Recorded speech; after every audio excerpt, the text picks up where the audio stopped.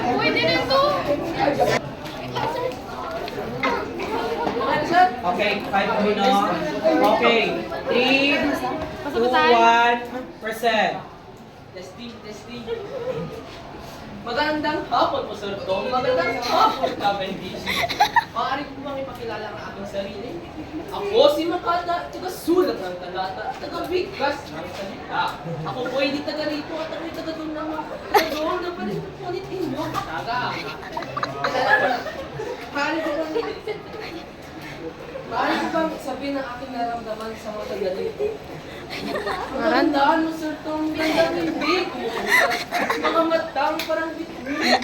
Mga mo parang rosas. Rosas ka sa may ibon. At ngiting mga perlas. Natangi ang naiba. Ako galing walang pitas.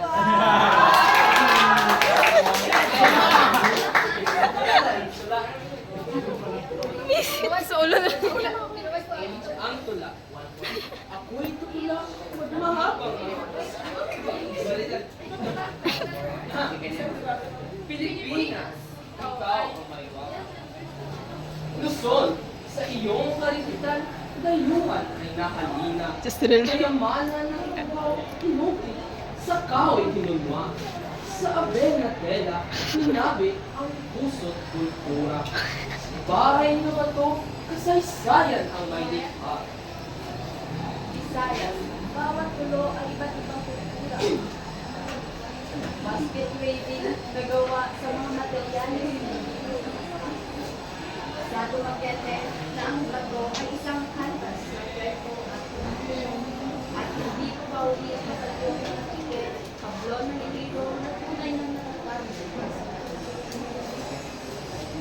Sining ng Mindanao, kayaman ang puno ng kulay at buhay.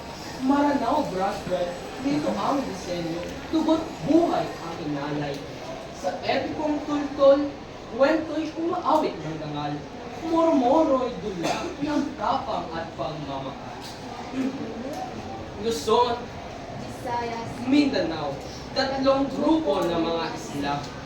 Pinupuno ng mga kayamanan at kultura. bahay na bato, tultol, indigenous fiber, at iba pa.